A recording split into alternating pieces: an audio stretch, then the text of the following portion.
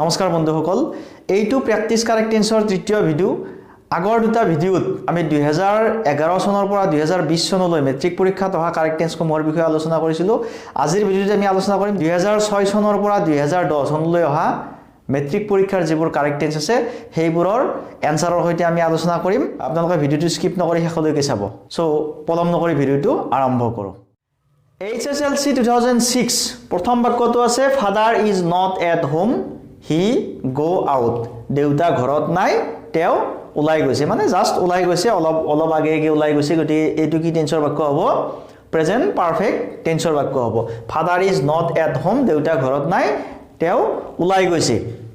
present perfect টেন্সত সাবজেক্টৰ পিছত has হেবৰ এটা আকৌ ভাৰ্বৰ পাষ্ট পাৰ্টিসিপল হিটো যেটো থাৰ্ড পাৰসন সিঙ্গুলাৰ নাম্বাৰ হিৰ লগত হ্যাজ বহিছে আৰু go ভাৰ্বৰ past participle gone father is not at home he has gone out next b number বাক্য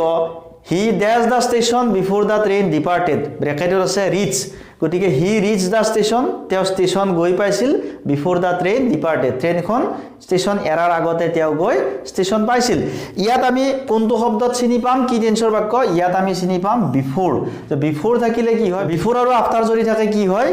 before আৰু after থকা বাক্য এটা যদি past indefinite টেন্সত থাকে আনটো past perfect টেন্সৰ বাক্য হয় ইয়াত বিফোৰৰ আগৰ যেটো বাক্য এটো past perfect টেন্সৰ বাক্য হ'ব গতিকে কি হ'ব he had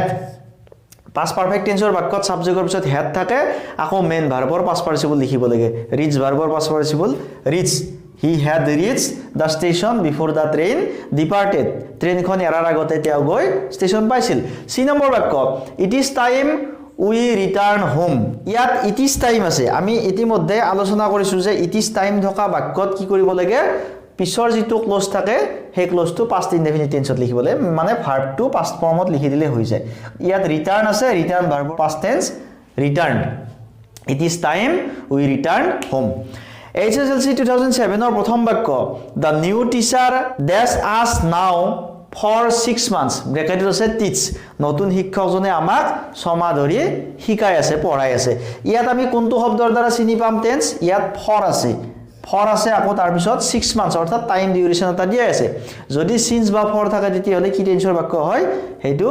present perfect continuous টেন্সৰ বাক্য যেহেতু ইয়াত for আছে আকৌ এটা টাইম ডিউৰেচন এটা দিয়া আছে গতিকে এই বাক্যটো প্ৰেজেন্ট পাৰফেক্ট কন্টিনিউয়াস টেন্সৰ বাক্য হ'ব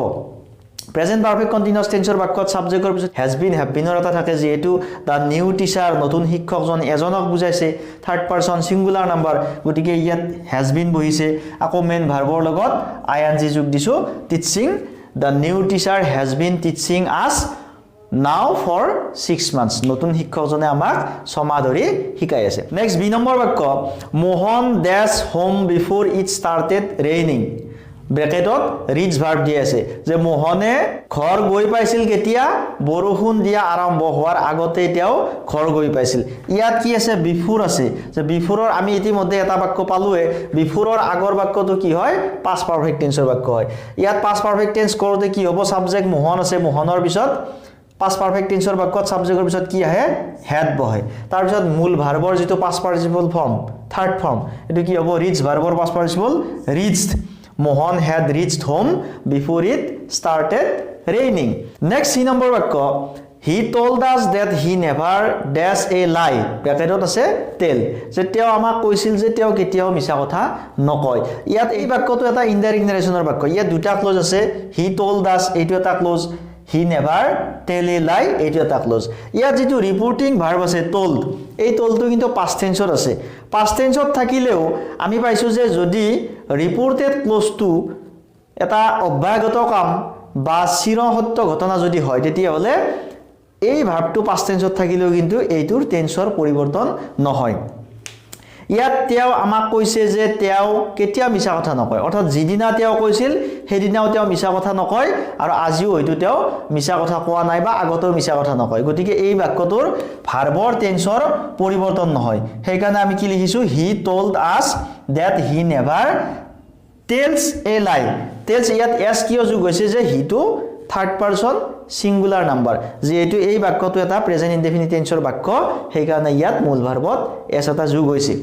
HSLC 2008 প্ৰথম বাক্যটো আছে our teacher go to London last year আমাৰ শিক্ষকজনে বা আমাৰ শিক্ষাগুৰুজনে যোৱা বছৰ লণ্ডনলৈ গৈছিল ইয়াত লাষ্ট ইয়াৰ আছে যোৱা বছৰ লাষ্ট ইয়াৰ থাকিলে কি হয় সিম্পল পাষ্ট টেন্স বা পাষ্ট ইনডেফিনিট টেন্সৰ বাক্য হয় গতিকে ইয়াত আমি কি কৰিম বিশেষ চেঞ্জ কৰিব লগা নাই যেটো গো ভাৰ্ব আছে গো ভাৰ্বৰ পাষ্ট টেন্স went লিখি দিলে বাক্যটো কারেক্ট টেন্স হৈ যাব our teacher went to London last year next b number বাক্য জন dash a number of short stories ব্যাখ্যাটোত আছে রাইট অর্থাৎ জনে কিছু সংখ্যক ছুটি গল্প লিখিলে এনেকুৱা ধৰণৰ বাক্য সাধাৰণতে কি কৰা হয় প্ৰেজেন্ট পাৰফেক্ট টেন্সৰ বাক্যৰ গঠনত লিখা হয় জন সাবজেক্ট তাৰ পিছত কি আহিল যেটো John third person singular number গতিকে ইয়াত হ্যাজ বহিল John has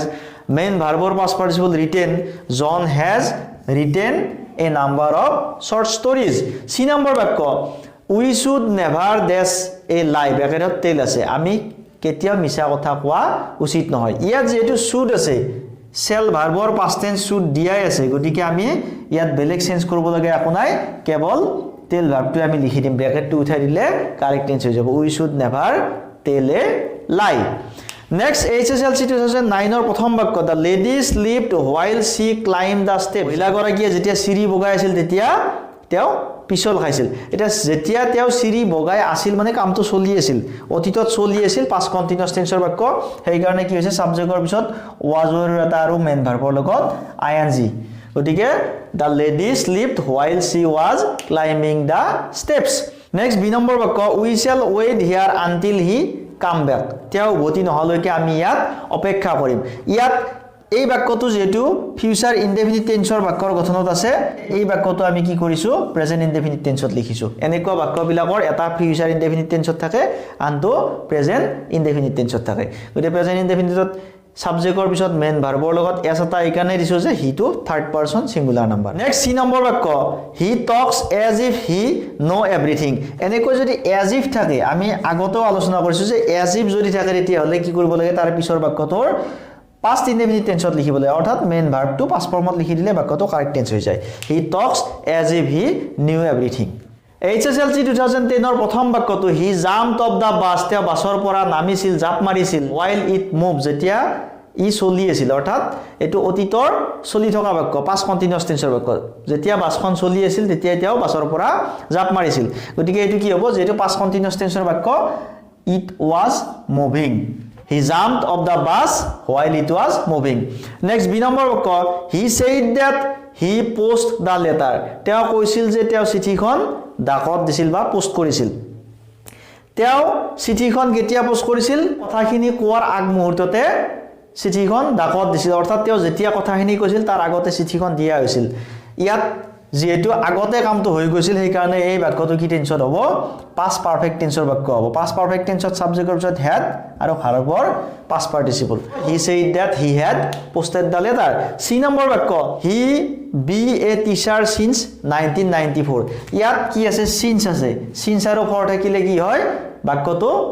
present perfect continuous টেন্সৰ বাক্য হয় কিন্তু যেহেতু এই বি ভাৰ্বটো এটা নন কন্টিনিউয়াস ভাৰ্ব বা নন আইএনজি ভাৰ্ব আমি এই বি ভাৰ্বৰ লগত আইএনজি যোগ দিব নোৱাৰো সেই কাৰণে এনেকুৱা নন কন্টিনিউয়াস ভাৰ্ব থকা বাক্যবিলাক অৰ্থমতে প্ৰেজেন্ট পাৰফেক্ট কন্টিনিউয়াস টেন্সৰ বাক্য হলেও প্ৰেজেন্ট পাৰফেক্ট টেন্সৰ গঠন মতে লিখা হয় গতিকে এটো প্ৰেজেন্ট পাৰফেক্ট টেন্সৰ বাক্য হ'ব সাবজেক্ট হি হিৰ পিছত আহিল বাক্যৰ গঠন মতে হ্যাজ বি ভাৰ্বৰ পাষ্ট পাৰ্টিসিপল বিন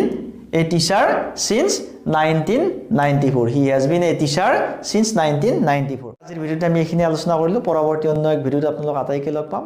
ধন্যবাদ জয় আই অসম